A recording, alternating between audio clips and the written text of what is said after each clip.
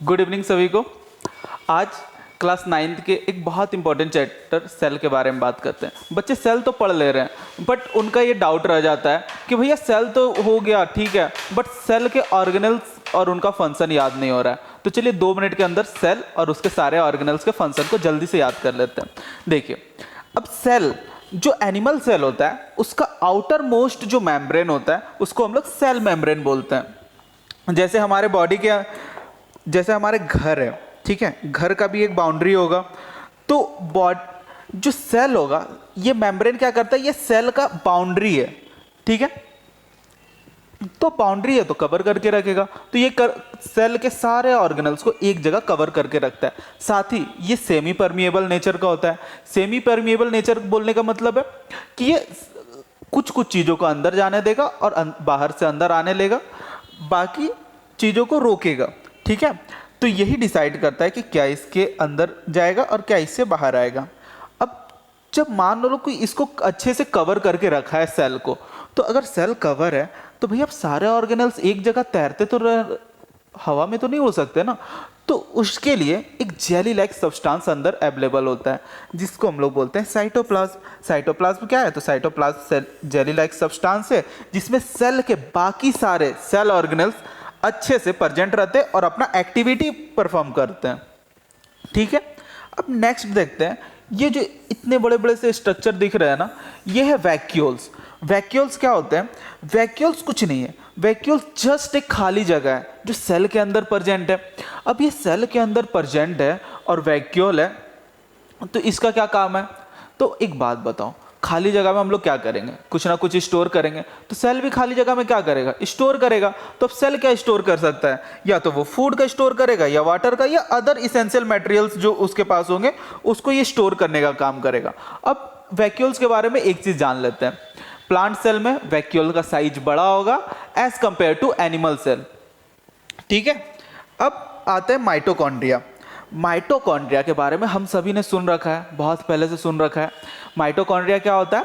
Mitochondria powerhouse of the cell है। तो जो मेटाबॉलिक एक्टिविटी होती है जिससे एनर्जी का फॉर्मेशन होता है वो माइटोकॉन्ड्रिया के अंदर होता है। तो माइटोकॉन्ड्रिया क्या, अगर यही एनर्जी बना रहा है, पावर यही बना रहा है, तो इसको हम लोग क्या बोलेंगे? फिर powerhouse of the cell बोलेंगे, ठीक है। अब नेक्स्ट हम लोग देखते हैं इंडोप्लाज्मिक रेटिकुलम। इंडोप्लाज्मिक रेटिकुलम क्या है? देखो, ये जो न्यूक्लियस है ना, इससे अटैच ये टेढ़ा मेढ़ा सा रास्ता जो टाइप का जो दिख रहा है, ये है हमारा इंडोप्लाज्मिक रेटिकुलम। अब इंडोप्लाज्मिक रेटिकुलम के बारे में ना एक चीज जान लेते हैं, ये जनरली 2 टाइप का होता है। 2 टाइप कौन कौन सा? एक होगा रफ इंडोप्लाज्मिक रेटिकुलम और दूसरा होगा स्मूथ इंडोप्लाज्मिक रेटिकुलम। तो मन में तो क्वेश्चन आएगा कि भैया रफ और स्मूथ क्या है? तो रफ क्या होता है ना, कि जो रफ इंडोप्लाज्मिक रेटिकुलम होता है उसके सरफेस पे ढेर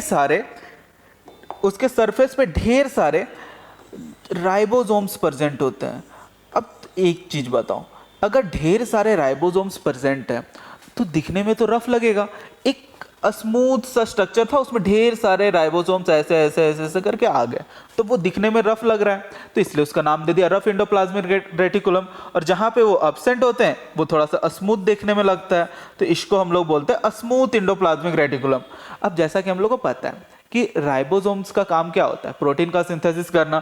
तो इंडोप्लाज्मिक रेटिकुलम जिसमें राइबोसोम होंगे, यानी कि रफ इंडोप्लाज्मिक रेटिकुलम, तो उनका काम होता है कि वो प्रोटीन का सिंथेसिस करें, और जो स्मूथ इंडोप्लाज्मिक रेटिकुलम होते हैं वो फैट्स का, ठीक है।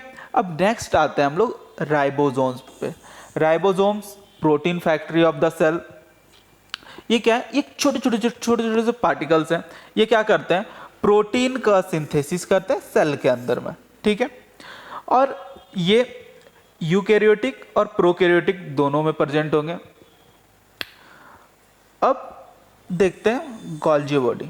गोल्जी बॉडी क्या है? गोल्जी बॉडी क्या करेगी? ये मेम्ब्रेनस स्ट्रक्चर है। इसमें क्या करते हैं? ये प्रोटीन और अदर इसेंशियल जो मटेरियल्स है उनको मॉडिफाई करते और पैकेटिंग का काम कौन करेंगे हमारे बॉडी के अंदर? गोल्जी बॉडी, ठीक है।